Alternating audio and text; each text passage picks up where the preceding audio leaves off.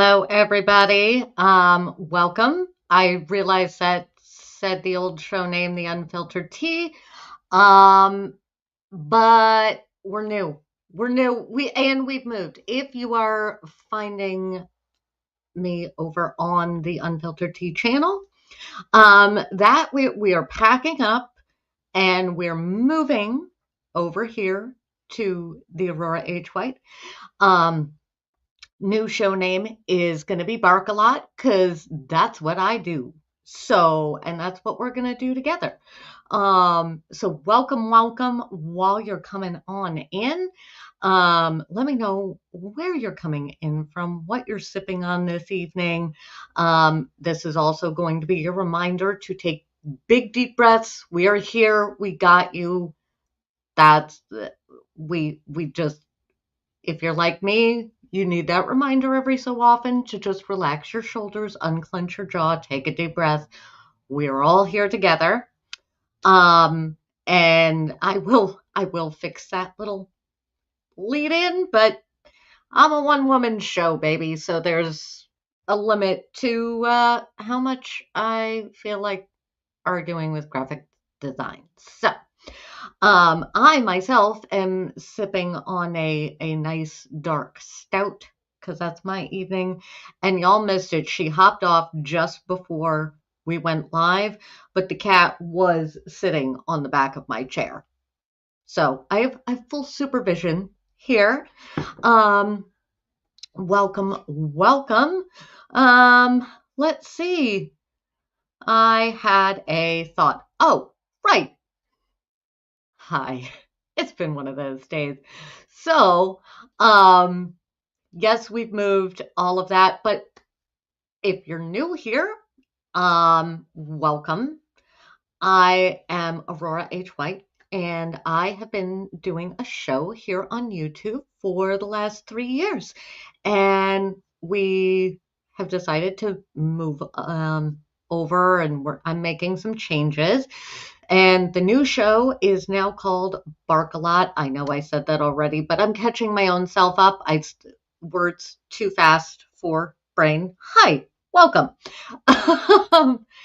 So here we are. We're doing the reboot and the rebrand for a while. If you're an OG, then you would remember that me and well, that was terrible. Mandy and I would get together and chat about some things. Every now and then Mandy does pop in and chat with us still. We always look forward to those times. For the most part though, it's me and us and you in the chat, and we gather together on Saturday evenings, at least for now, because that's the day I can do it because I do have a regular day job. Um, and yeah, how did I get here? Did Were you asking? I don't know, but I'm going to tell you anyway. So after doing this for a few years and everything, I finally ended up settling on politics, pop culture, and court because I am a law nerd, and I do mean a law nerd. I hang out in the EDB chats a lot. I listen to court all day over there, and I watch a bunch of other lawyers on YouTube, and can't remember what it was specifically where I was like, I have thoughts I can add to this conversation.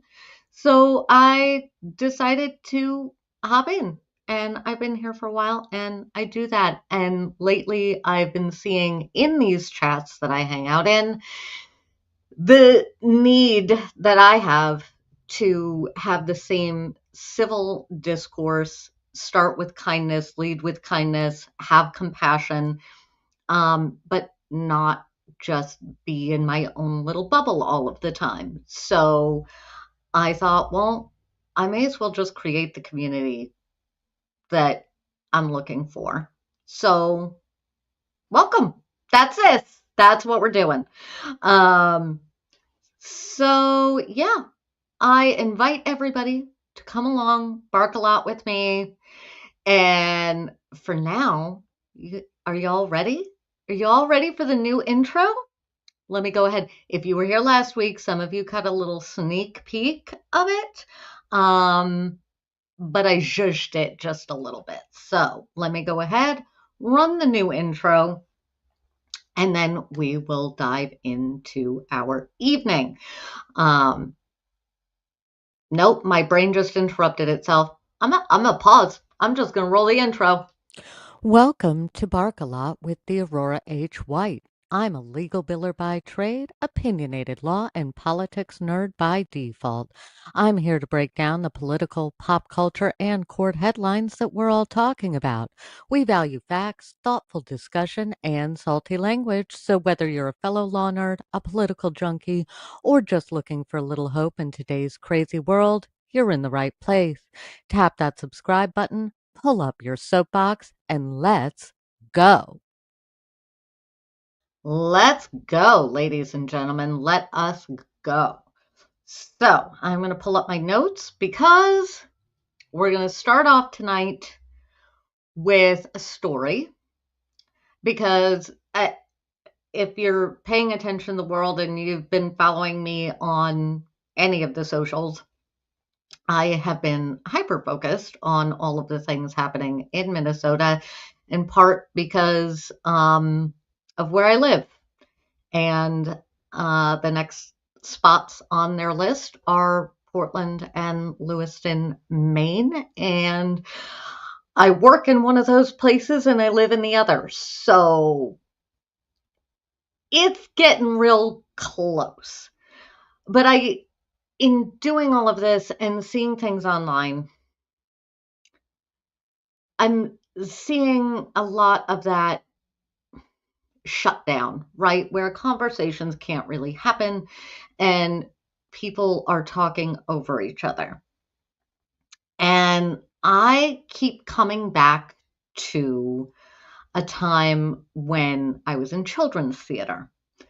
And I'm actually going to pull up my other notes because StreamYard is fine, but I need them a little better organized than StreamYard will let me do that. Sorry. So way back in the day, I was doing children's theater. And when I say way back, I mean this was me and a bunch of teenagers, and we were getting ready to do this show called Letters to an Alien. And the basic premise of Letters to an Alien was it's a kid gets sent to live with their grandparent for a summer. Mind you, this was back in the mid 90s, so ages just for ages. So this teenager gets sent to live with their grandparent for a summer, and they do not get along at all. And all the while, somewhere in the background, aliens are watching, and it's pretty much this children's theater play. Aliens are trying to understand the human experience, and they are getting that through this kid and this grandparent. Well, as the show goes along, it comes out that this grandparent is a survivor of the Holocaust. And through flashback scenes and whatnot, the alien characters and the young teen learns about what happened in the Holocaust and what the grandparent went through and the atrocities of war and all of that. Well, because of what this show was, some of us obviously had to play the bad guys. I'm trying very hard to be circumspect with my language because I really want to appease the YouTube gods tonight. But so some of us had to play the bad guys. And how do you get kids to play these parts and teach them about history and human nature all at the same time? Well, if you are the geniuses of the theater directors that were running this program, you put the kids through an improv exercise that is also one hell of a lesson in psychology. So, those of us who were playing the bad guys get taken out of the room. So, and there's about half of the group still left in the theater, and half of us leave the theater. The group of us that left the theater got told that the people inside the theater had information that we wanted, that they had stolen money, that they were hiding important things from us. And we, for the good of everything, had to find out what they were hiding, no matter how bad it was, no matter what we needed to do. And if they said they didn't know what we were talking about, they were lying. And this was the improv instruction for us. The ones left inside, I do not know what they were told. I think they were just told to tell the truth. And so we get all of this information, cue the raid, right? Where our bad guy group has to run in. Now, mind you, we know who we're playing in this scenario. We understand the overlying, we're the big bad guys, they are the victims. Like somewhere in our head, we actually do know that and we recognize that. But it's still an improv exercise. So we come rushing into the theater and we start asking them questions and they don't know what we're talking about. And then we got angry. And I mean, all of us viscerally angry. The line, and they let us go pretty much until that line where violence was a very real possibility in that moment. And this is an improv exercise, and we knew it was an exercise. We knew that it was fake. But we got to that point with that basic information, even knowing that. And they let us go until in my notes, I wrote it that our primal human mind went dark. It was real easy to click into violence in that moment and not feel remorse about it because of what we had been told, that they were intentionally hiding stuff from us. We effectively dehumanized our good friends in a heartbeat. So I do want to take a moment and say that everybody involved in this exercise is, to the best of my knowledge, kind, wonderful human beings. Most of us are still in touch, at least on Facebook. We all pretty much align with our general political views, and for sure that humans are humans and everybody deserves respect. So that's to say that we came out of this maybe better people than we would have without going through the exercise. I don't know. I'll never know the answer to that question.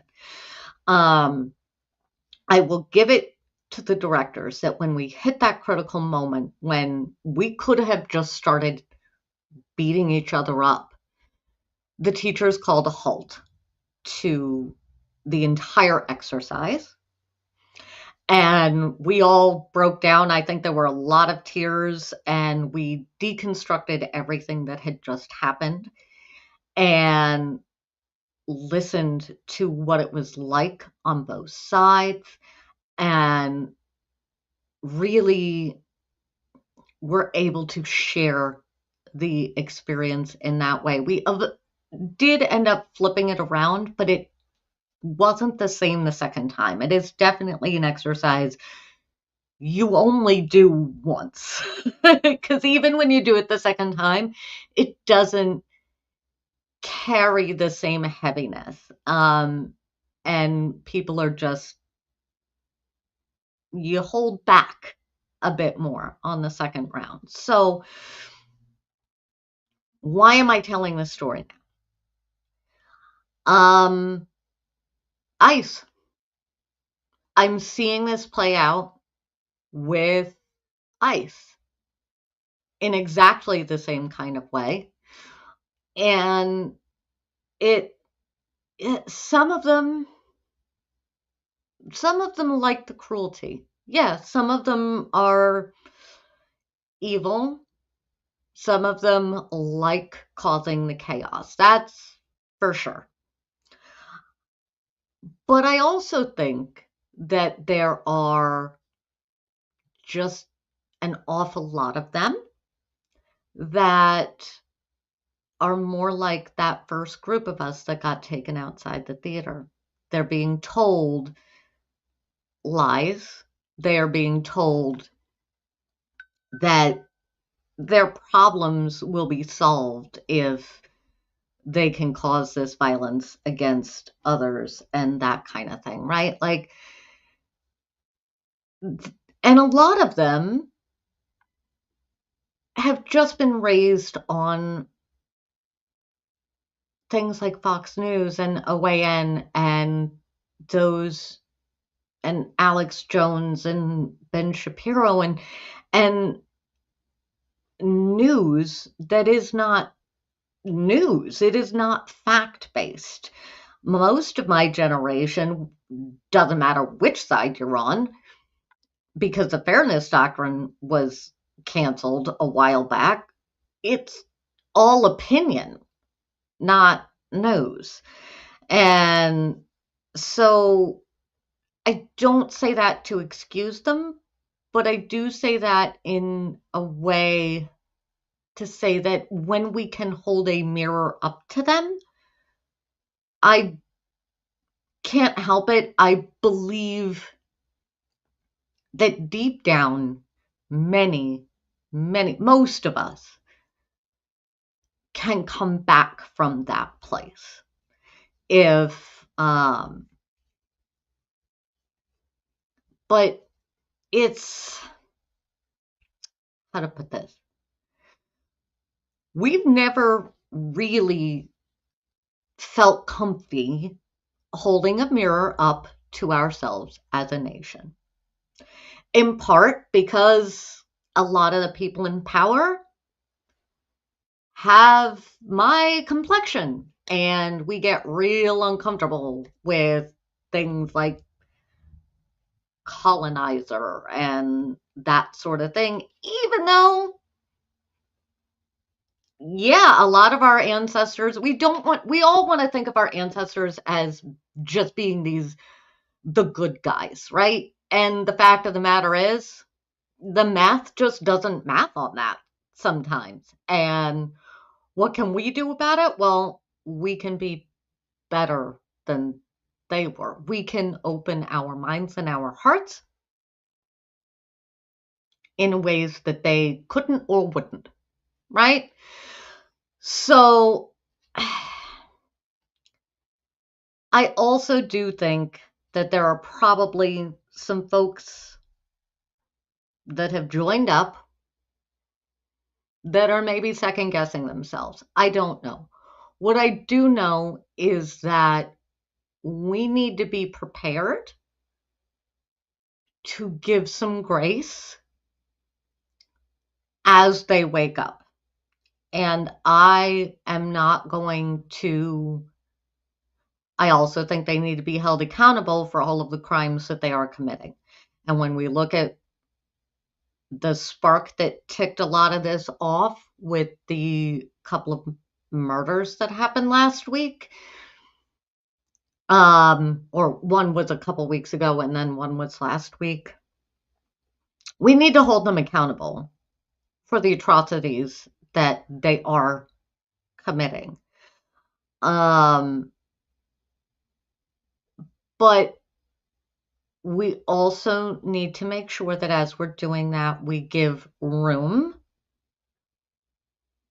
for them to see the error of their ways. So yeah, that was my story. That's how I am viewing this.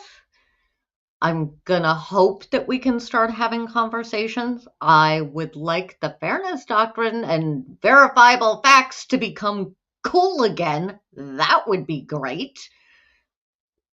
But in the meantime, so that was story time. And I think we all need a swoop. We all need a swoop.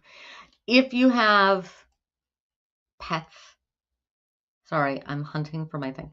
If you have pets, if the sound is on, if you have a cat in your lap, hit mute. Just bring the volume all the way down. You can bring it back up when the swoop is done playing, because there is a lovely little bark in the swoop that I have right now. I know it's been fixed. I don't have it yet because I didn't do that before the show tonight. But so anyway, mute me, and then when the doggy is done running across the stream, you can bring the volume back up again.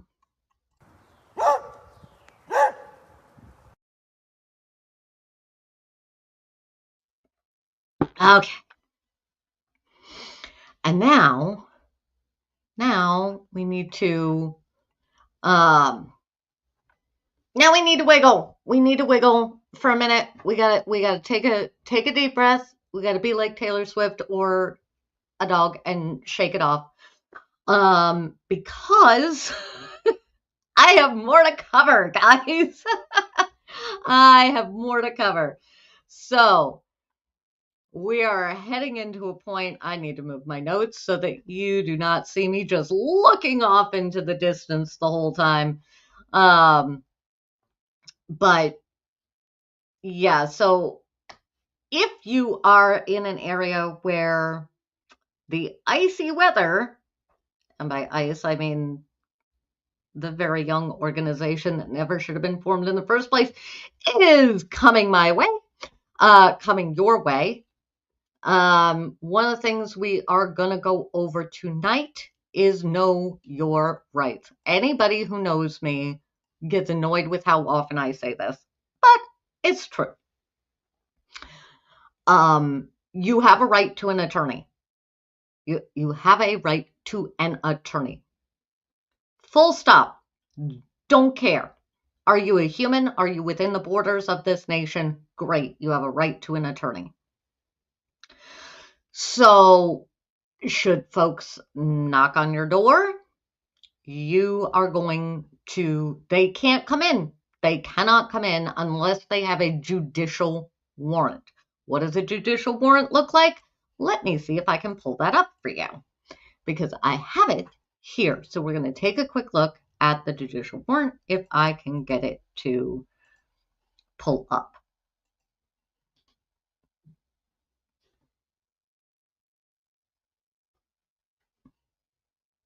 Sure. Okay. Everything is new on my screen here. Don't mind me.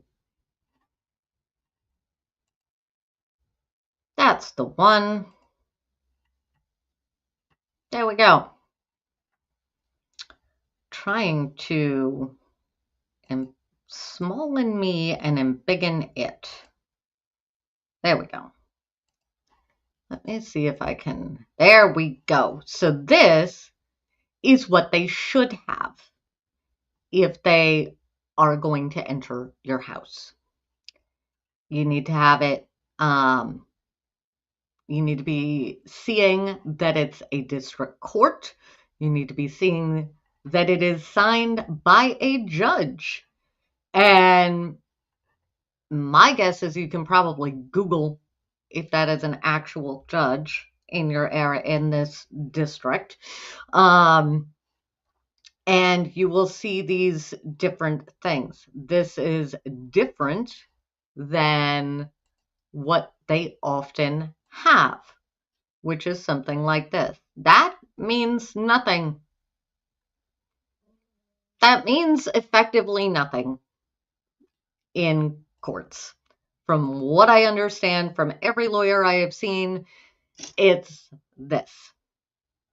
So neither of these mean they can come into the House. And we are going to talk a little bit too about the amendments, because the key aspect of so much of this is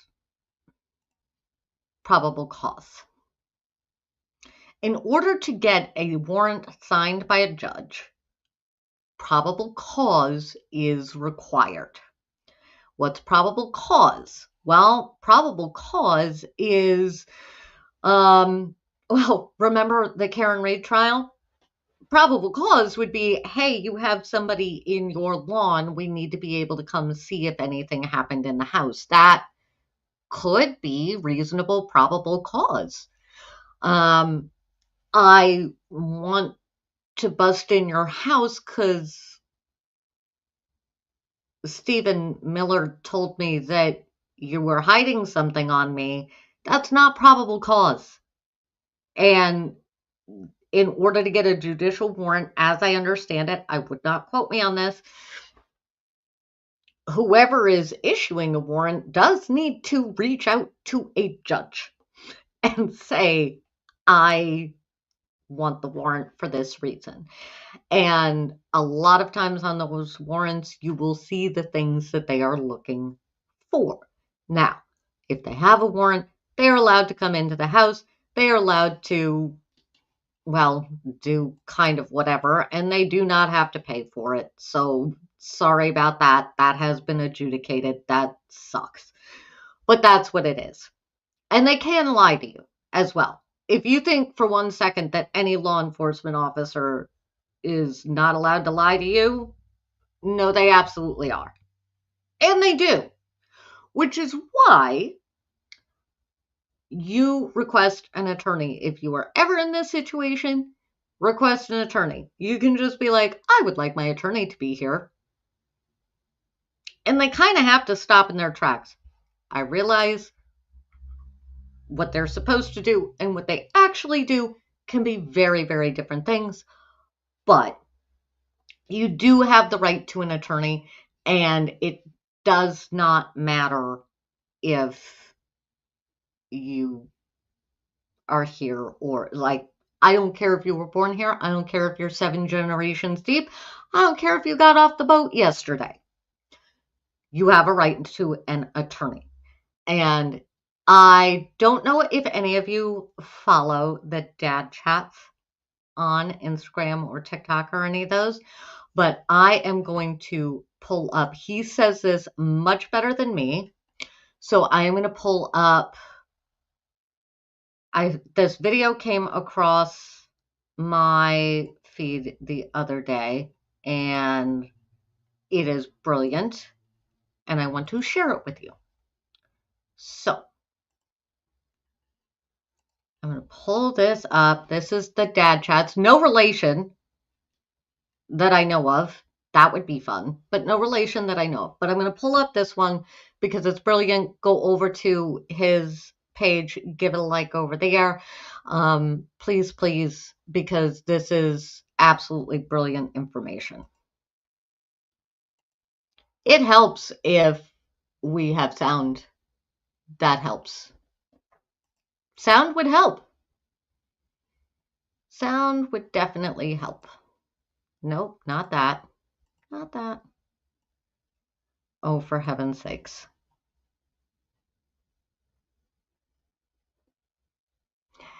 Hi, guys. Sorry about that. I am fighting with the computer at the moment. Shocker. Shocker. Yes. No? Yes. Let's see if that did it. Let me see. Let me see if that did it. Nope. Okay. Well, then I'm going to say that plan maybe did not work the way I wanted it to. Um,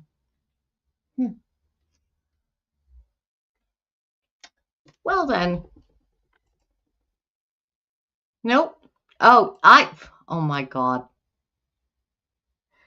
Hey guys, you ever have one of those moments where you spend 10 minutes looking for your glasses and they're on your head? Yeah, this was absolutely the digital equivalent of that. Let me try this. Can I? No. First is from my 1L year at law school. I remember having a really rough week sitting in common law class. A question which had pertained to some readings that we were supposed to do 2 days prior. I did not read those. The hypothetical question revolved around whether a person had the ability to access an attorney, the right to counsel. But the nature of any question in law school is that it's never really super straightforward. And I started running through my head what I did remember about the cases when we were assigned them. I remember that the opinion in one of the cases was written by Antonin Scalia, one of, if not the most strict fundamentalist literal definition of what's in the Constitution, justices in the Supreme Court's history. What I knew about Scalia and how he probably would have interpreted the case in front of him. Also, what I knew from being someone who consumed the news a lot didn't seem to line up. Me thinking I was, finding a clever way to get out of the question, I looked at my professor and I was like, well, I guess it depends whether non-citizens have the same rights in the Constitution as citizens. My professor did this, and he pauses and he backs up and he looks around at the whole room. He says, one of the most important things that you have to learn as you become an attorney, that when you don't know something or you clearly did not read something, don't pretend like you did. For instance, in that case that I was so certain I knew what it said, Leah had actually very clearly outlined that non-citizens have a constitutional guarantee to due process and access to an attorney, even going so far as to say it is well-established law. Fifth Amendment, the Sixth Amendment, and decades of Supreme Court jurisprudence. Here's the second story. As of yesterday, the Whipple Federal Building here in Minnesota, which has become ground zero for detentions, has stopped allowing attorneys into the building in order to meet with clients who are non-citizens. As recently as Wednesday, they were still letting us in. Yesterday, that changed. They started telling us that they did not have the capacity to let us in. But for our clients who are citizens, they did. I want to be very clear here. I'm not referring to access to counsel as the government has to pay for your attorney. I am talking about attorneys who have been hired, who have been retained by a family, showing up and demanding to meet with our clients, being told specifically by people who swore to the almost exact same oath that I did. I might add that Justice Scalia did, but we are not allowed to. Access to counsel is probably the most important constitutional right there is, because all constitutional rights are simply theoretical until and unless you can actually assert them, which you cannot do without knowledgeable counsel. Without counsel, the Constitution is basically just a whole bunch of concepts. So I want to be clear because I know how the comment sections tend to go on these things. This really is not a question that is up for debate or up for argument or up for political opinion. It is basic constitutional law established and affirmed by some of the most liberal and some of the most conservative justices ever. It's that right becomes subjective and disappears for some, disappears for everyone. And once we lose that, we risk losing everything else. You get sworn into state and federal court. Yep. That.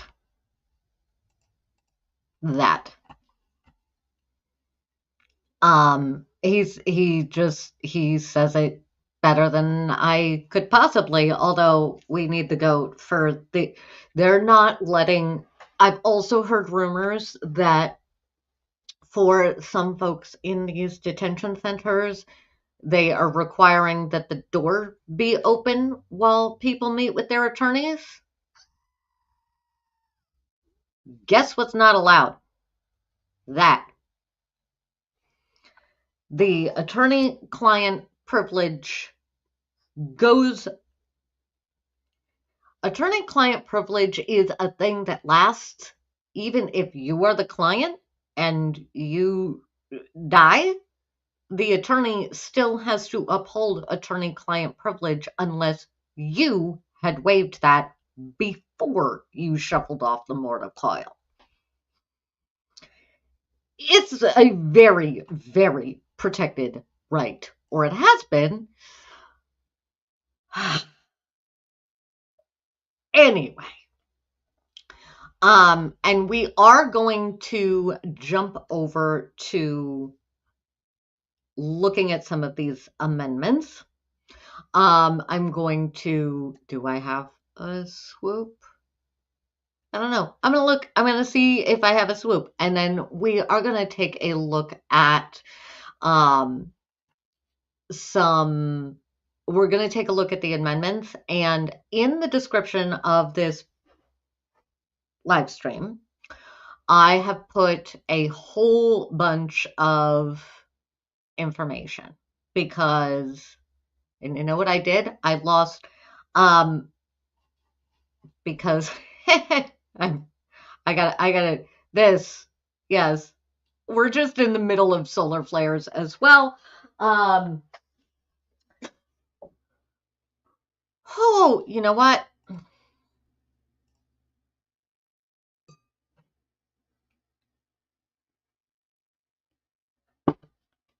My brain just got real confused.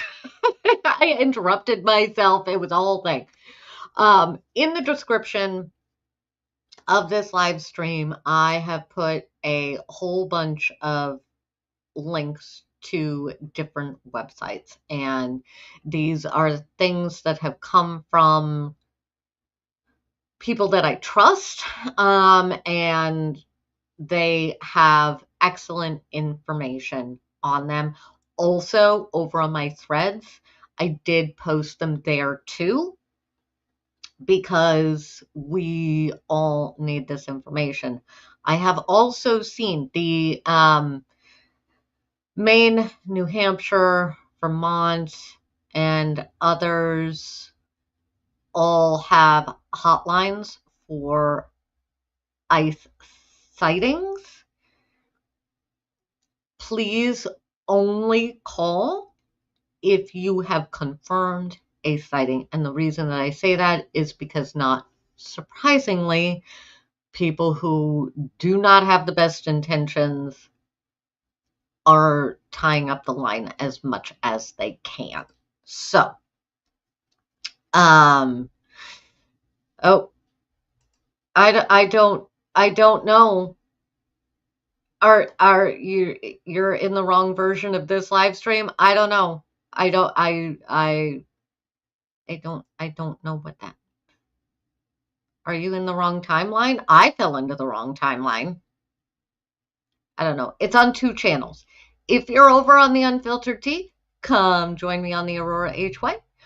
And the link should be in that description there too. But over on the Aurora H White, you should have all of these links. I will double check to make sure that they are there. But let's go over some of these. Oh, this is going to be tricky, so I just ask you to bear with me because, solar flares.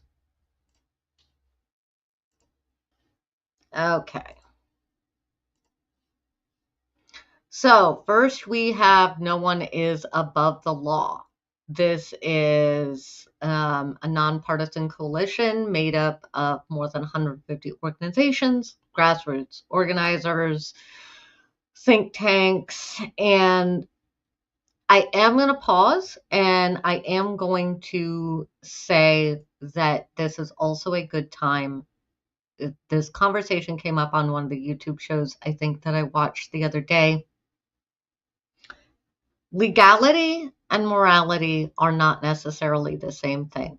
We can take the basic morality, like what happened to Renee Good. There can be some debate over whether or not that was legal. I don't know how many juries would put that through, but it could be adjudicated in a court of law, and it would be up to the prosecution to prove that that is, in fact, what happened.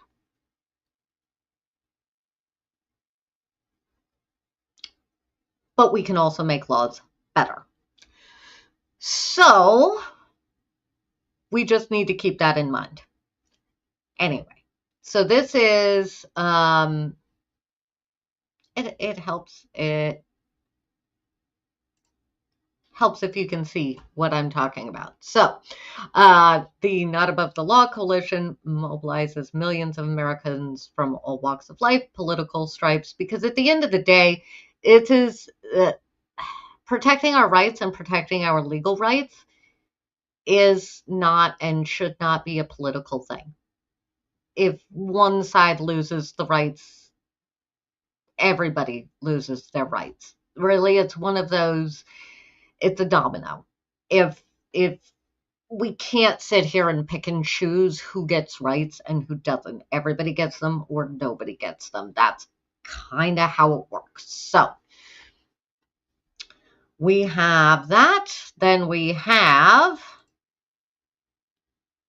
no, there's got to be an easier way to do this. All right. So then we have the American Civil Liberties Union. I suppose I didn't really need to bring them up, but we do have the American Civil Liberties Union. Go to your local chapter. I know some of us are still a little on edge from a few years ago and some things, but they do ultimately do the right thing. They're on the ground. They're working to protect everybody's rights. And as we've all known, they don't give a flying flap doodle who they're representing as long as they are representing for the cases that ultimately benefit everybody as far as rights go. So go check them out. All of these places, at least the ACLU is definitely one. They have local chapters. I apologize. My brain keeps buffering in real time because it's been a lot. So, next up we have, nope, not that one. This one is going to be the immigrant. Where did it go? There it is. There it is. I should make my life a little easier. So next up, we have the Immigrant Legal Advocacy Project. And this is more Maine specific. The thing is that if this is where I would start, the ACLU is another place where I would start. If you think that you may be in the danger zone at any point, reaching out to a lawyer ahead of time is not a bad idea. At least knowing the office that you would call should anything go sideways. It's just a good practice to have. I know how a lot of people feel about attorneys. I work for them. It's really not a stereotype that in my professional career I've seen happen a lot. I know it exists. Trust me, I have encountered them in the wild, but I've encountered more caring lawyers throughout my life than I have encountered the supposed stereotype of lawyers. So I'm not saying they don't exist, but I am saying that one of my catchphrases is that at some point in life, you need one of two professionals, a doctor or an attorney. So knowing who you're going to call for those things, or at least a general office, because attorneys are remarkably specialized. So for anything involving immigration or anything that might be perceived as an immigration issue, because we know that sometimes they just operate on the color of skin and not, any logical reasoning whatsoever. So in that case, just make sure that you know your rights and make sure that somebody can contact an attorney for you. And then it becomes a mission to just repeat the phrase, I want an attorney, until an attorney is there to speak for you. So yeah, it's that, and then basically you can forget everything except I would like an attorney. So, and there are, I mean, and then there is the Maine Solidarity Fund. That is also very helpful. Oh, thank you. I will need to fix that. So I apologize. Dad has just alerted me that I didn't put the link on the new channel. I will fix that. I will fix that when I get done here. I could try and fix it now. But I think we'll just swoop, and I'm going to embiggen myself, and then we will turn around and go back to that. I will fix it, chat. I will fix it. I promise. But then guys, we're going to have a little constitutional law. We're going to look at some amendments. We're going to go through them, and we're going to refresh our memories, and we're going to make our middle and high school history teachers so proud. So,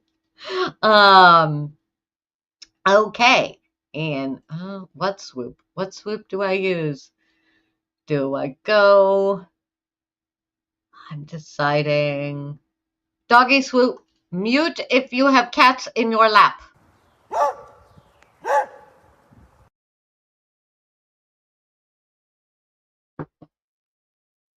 I will put the reverb swoop in at some point. So, okay, so all of the links that you need for keeping yourself safe, those are all going to be in the description of the video below. And what we're going to do now is we are going to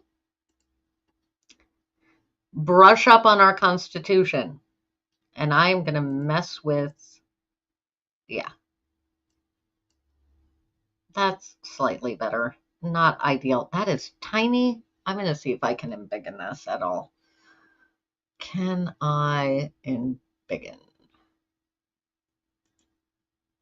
No, maybe. Ugh. There are some things that Mac just does not do as easily. Ah, there we are. There we are. Now we can embiggen. Now we can embiggen. Okay. What's the first thing we are going to look at? Obviously, we're going to look at the First Amendment first, because boy, has that been in the discourse online lately. And I feel like there's a lot of people that have not read it recently. And we all like to sort of quote it, but we're gonna break this down just a little bit. If you are an attorney and you happen to be watching me, especially if you're a constitutional law attorney, because I am not a lawyer, absolutely not a lawyer, this is the best that I understand it as. Please feel free to correct me. So far, I've paid attention to a whole lot of folks, and I seem to be accurate on that. But anyway, if I get a nuance wrong, let me know.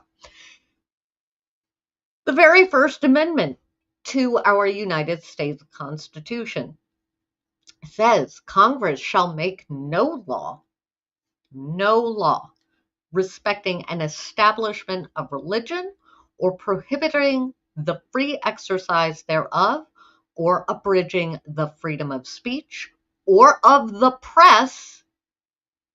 Looking at you, administration. Or the right of the people to peaceably, let me try that again. The right of the people peaceably to assemble and to petition the government for a redress of grievances. Translation. First of all, Congress is the one that makes the laws around our rights. The executive branch doesn't get a say. That was by design. Second of all, as far as the establishment of religion or prohibiting free exercise thereof, you know what that also means? It means you can't force your religion onto others. That's not a part of that. That has been adjudicated. Also, abridging freedom of speech. This comes up a lot with defamation, particularly with this regime, which likes to yell defamation anytime somebody says something that they don't like. Defamation is an incredibly high bar to reach. And for the most part, if you are a public figure, like, for example, the president, pretty much anything short of threatening violence, you can say. There are definitely some guardrails, but things like the heckling incident, absolutely protected as free speech. Any of these protests, protected as free speech. These protests are not only free speech, but they are also the right to peaceably assemble. That's the part that gets tricky online these days, is the claim that they are not peaceful. Well, what is self-defense and what is instigation? That is a discussion to be had. I'm not saying everybody is perfect, but also if you've been punched in the face 3 times and you block your hands, you throw your hands up to block the punch, and they hurt their hand, did you cause violence? Probably not. So anyway, everything that we are seeing is in fact legal. What I have questions for an attorney on are the use of things like flashbangs and tear gas, for example, with the family that was literally just trying to go home and the kids were involved.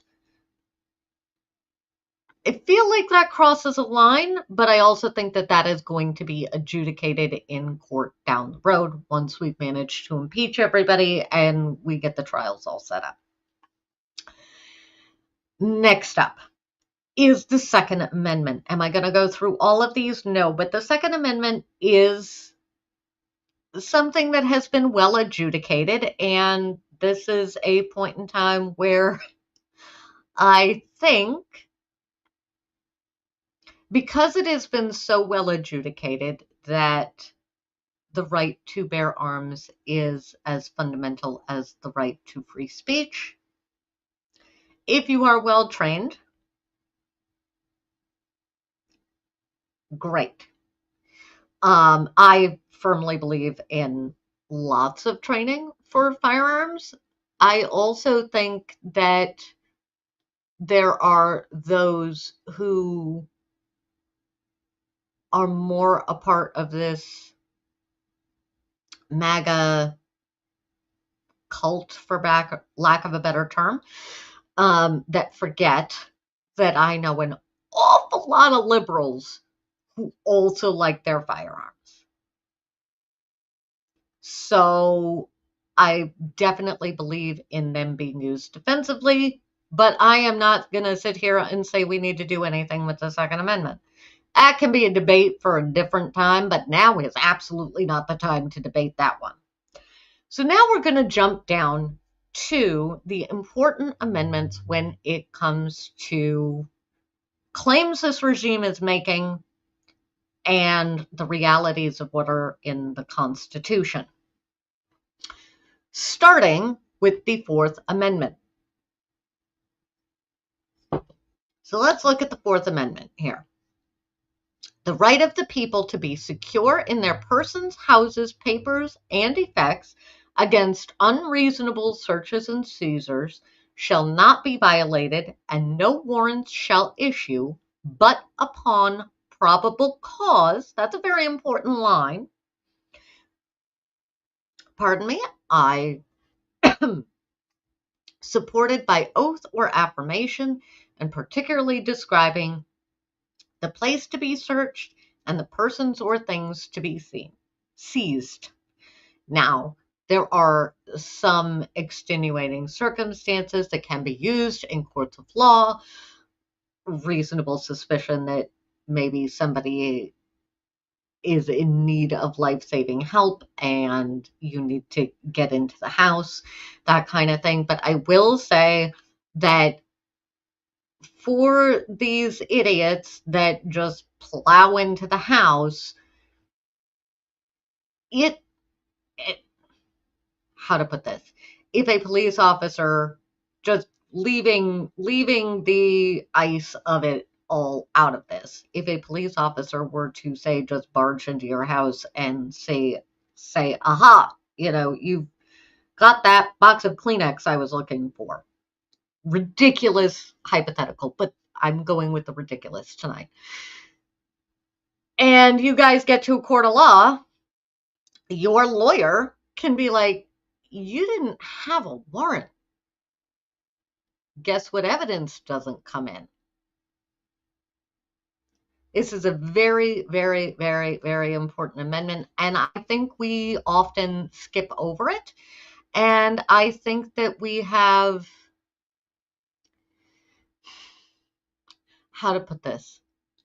I think we skip over the Fourth Amendment more than we should, and I think we need to remind ourselves that it does exist because, reminder, any law enforcement officer can and will lie to you. They are under zero obligation at any point in time to tell you the truth. They are, however, required to show you the warrant if they have one, signed by a judge. So, reminder of the Fourth Amendment. Also, we need to look at the Fifth Amendment because we quote the Fifth Amendment a lot, but we don't often look at its actual wording. So let us break down the Fifth Amendment, and then I think we are going to skip ahead to the 14th Amendment, which is one of the other super important amendments in dealing with everything that we are seeing these days. So, Amendment 5, no person shall be held to answer for a capital or otherwise infamous crime unless on a presentment or indictment of a grand jury, except in cases arising in the land or naval forces or in the militia, when in actual service of war, in time of war or public danger.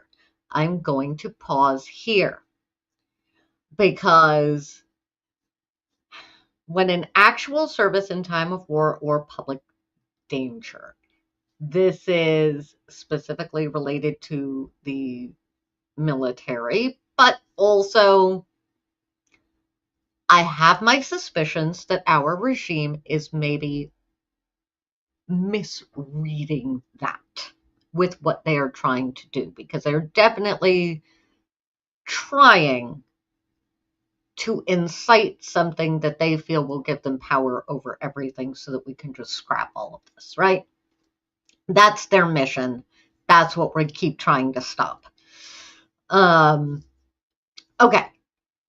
Nor shall any person, I'm back to war or public danger, nor shall any person be subject for the same offense to be twice put in jeopardy of life or limb, nor compelled in any criminal case to be a witness against himself. I'm going to go back to that double jeopardy bit. Nor shall any person be subject for the same offense to be twice put in jeopardy of life or limb. What does that mean? Well, that means that when somebody is indicted for a crime, they are still assumed to be innocent until proven guilty, right? It is up to the prosecution to prove guilt beyond a reasonable doubt. So you have somebody who walks into court as a defendant, they go into this, and we will use the Karen Read as an case as an example. We can also go with an even more famous case, O.J. Simpson. O.J. Simpson is a perfect example of the double jeopardy thing, right? Once a jury gets impaneled and makes a decision, in the case of O.J., to acquit him, when he came out with that book of What If I Did It, we can't then try him for the crime because a jury of his peers has already acquitted him of that crime.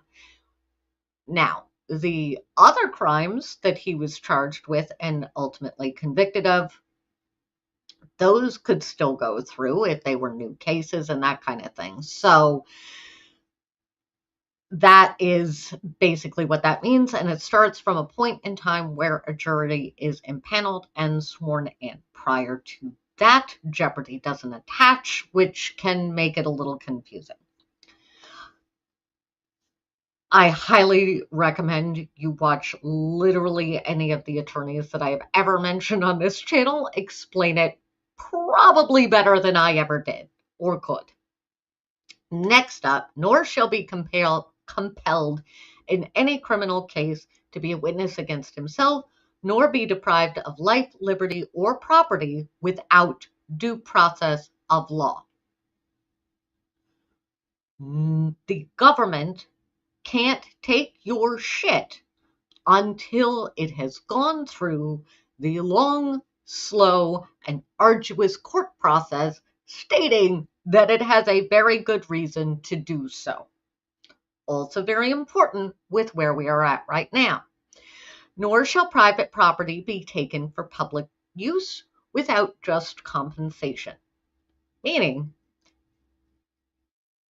another wild hypothetical, if somebody, well, I'm going to go back to Karen Read because the last I knew her car was still in the possession of the Norfolk County District Attorney's Office. So after all of this, they have to give it back to her or they have to pay her for it. There may be updates on that I have missed, but anyway, that. So that is the amendment. That is the Fifth Amendment. Most of us only remember that we do not have to testify against ourselves, right? But it's a lot. There is much, much more to the Fifth Amendment. And the Sixth Amendment is also the right to a speedy and public trial. That is key. And I think some of the folks have forgotten that. Some of the folks in the regime have forgotten that. But anyway, it is public trial. If we need to, we can go back to the Sixth Amendment. I feel like I need a full-on refresher course in the Constitution. But what we're going to do now, because this is the next big important piece, is now we have a longer amendment. The 14th Amendment is incredibly long. History nerds, please correct me if my memory is faulty. My understanding is that Ulysses S. Grant wanted to ensure that any of the freed slaves would be as protected as he could make them by assisting sort of behind the scenes in the crafting of the 14th Amendment, which is one of the reasons why it's very long and very, very specific. So we're going to break it down. Take a breath, do a little stretch. This is a long one. We're going to break this down. Section 1.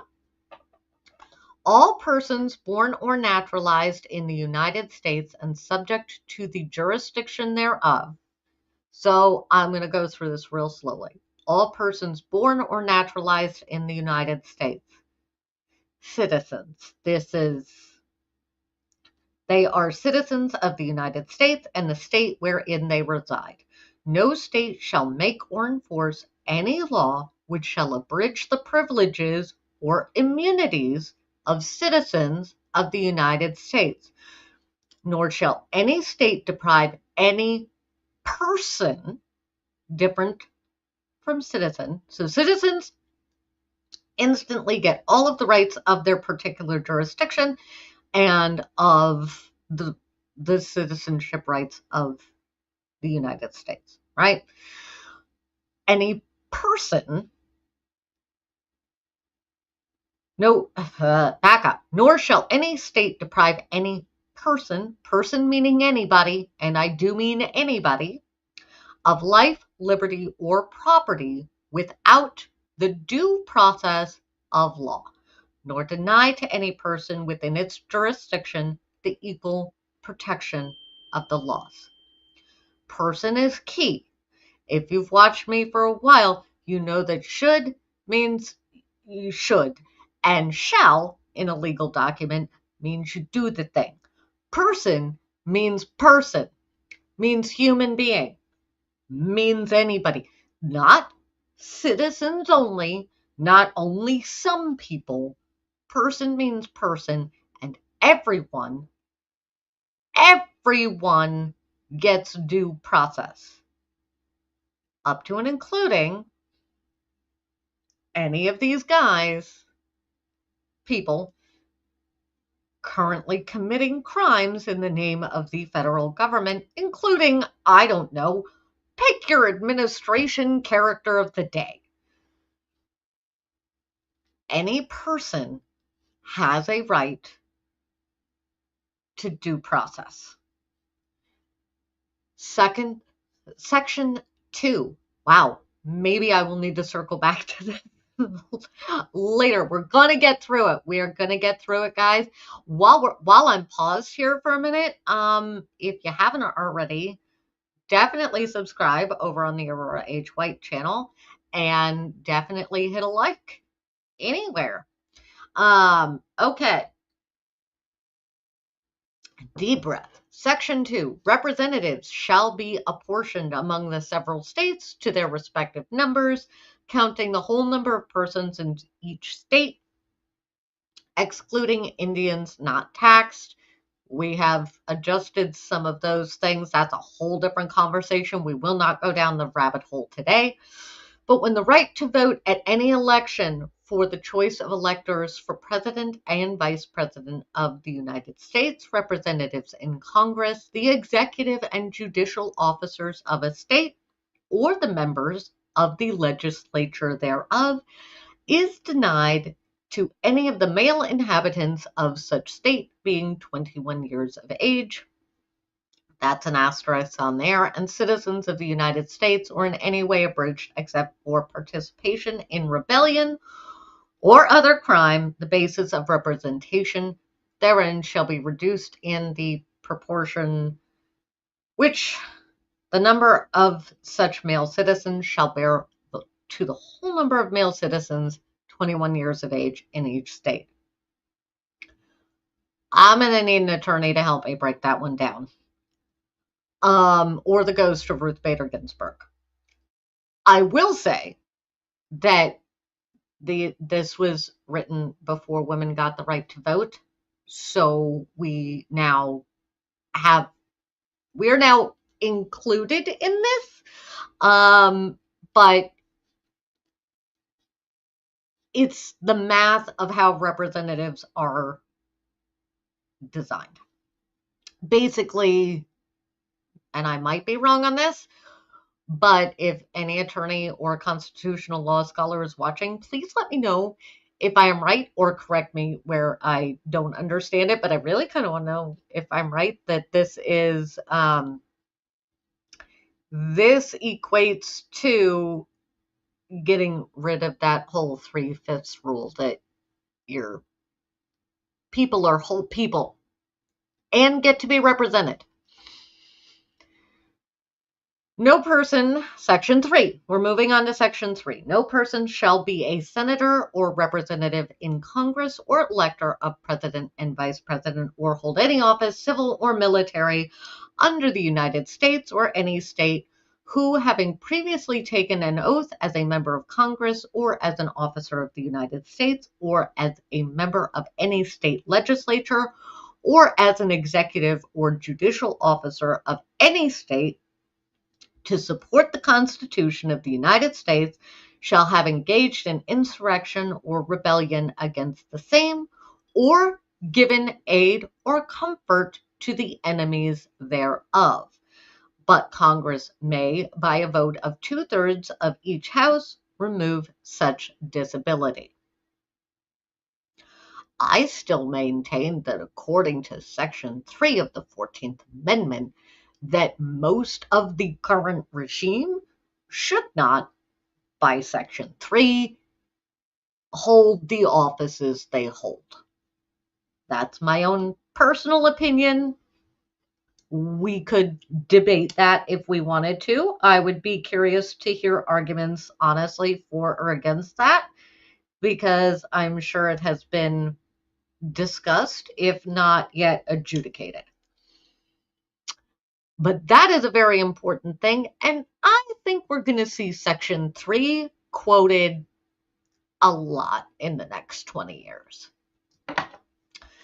Section 4, the validity of the public debt of the United States authorized by law, including debts incurred for payment of pensions, bounties, for services in suppressing insurrection or rebellion, shall not be questioned. This section is also going to be quoted an awful lot, I'm guessing, in courts of law over the next 20 years. But neither the United States nor any state shall assume or pay any debt or obligation incurred in aid of insurrection or rebellion against the United States, or any claim for the loss or emancipation of any slave, but all such debts, obligations, and claims shall be held illegal and void. I know we didn't live up to that the way that we should have, and the way several wanted to, but there. And Section 5, the Congress shall have the power to enforce by appropriate legislation the provisions of this article. The Congress, not the President. The Congress, not the Supreme Court, the Congress. So, that is the 14th Amendment. This is very important because, again, due process of law. I can't stress this enough. Everybody has a right to an attorney. Everybody. It is one of the core fundamentals of this document that we are looking at. Also,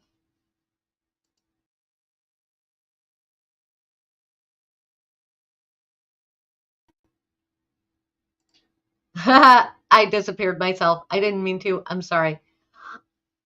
Okay. I know that was a lot because there's a lot of fancy language and older language in all of this. And as I said, I've never been to law school. I'm just a nerd that's always found this fascinating. And for a very long time, I've walked around with the Constitution in my pocket. Most of this has already been through the Supreme Court multiple times. And as that wonderful creator pointed out, these are fundamental to everything that we are seeing right now. So I guess what I would say is, well, first let me do a swoop, and then we're going to wrap up for the evening. Thank you for going on this ride with me. Squirrel swoop.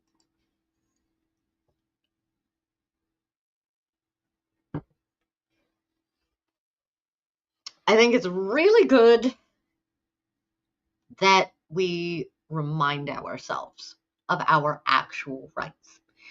And I think it's really good to,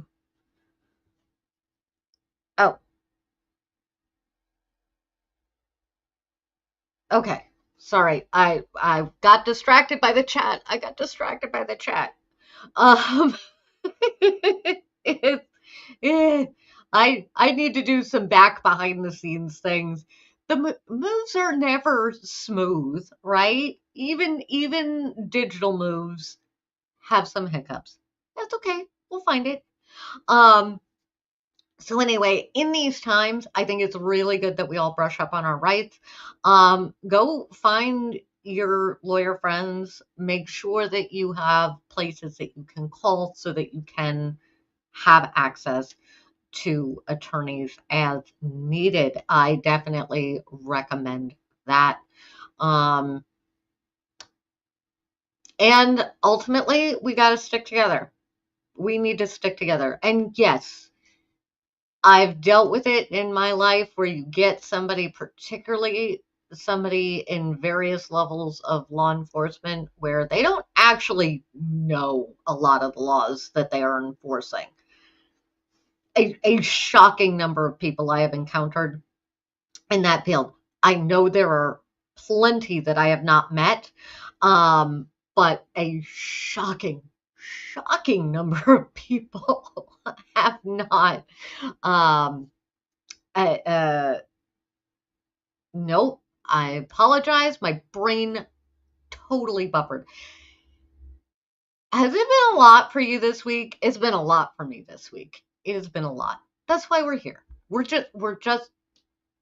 building community. We're sticking together. We're having the conversations. We're having civil discourse. That's what we're doing here. And apparently brushing up on our constitutional law because that's right. Because a lot of law enforcement officers don't actually know the law that they're enforcing. And I've encountered several who are good and they understand and they're the good guys too. But I have also encountered several that just get, well, super duper cranky when you actually know your rights. So what I'm going to say is that make sure that you know your rights. Make sure you document everything that you can document should you end up in a not great situation. And get an attorney to get that file started as soon as possible. Also, engage your community. That is the thing that is going to keep us all safe. Know your neighbors, know your community, know the people near you, be in contact with everybody because we have to look out for each other. That's where we're at. If you have, before I take off for the evening, ladies and gentlemen, again, remember, do the YouTube things, hit the like, hit the subscribe, definitely on the Aurora H. White channel. Go find me on the socials. That's where I post most often. That's where you get the most up-to-date information. And please, please, please, if you've got something that you want me to dive into, video we want to go over, because good Lord, I need some jokes soon. Maybe we'll just take next week and laugh at Carolyn Levitt or something. I don't know. Or the Epstein files. I think Michael Cohen is now freaking out and saying I lied about everything except I don't even know. I can't. I'm exhausted. I'm exhausted. We are not 2 weeks into January yet, and it feels like it has been 2 years long. So take care of yourself. Take care of your family. Make sure you cuddle your pets. And with all of that, I'm going to stop talking because I just keep buffering in real time. I am going to say good night. Good night, my friends. As always, this is the new show. So anyway, I wish you the same things every time. And I'm going to say, be well, do good, and remember to bark a lot. I'll see you on the next one. Thank you for joining us for another episode of Bark a Lot. Follow me on Threads and Insta at the Aurora H. White. That's where I post most frequently between shows. Hit that like button, connect with us, and remember to bark a lot. We will see you next time.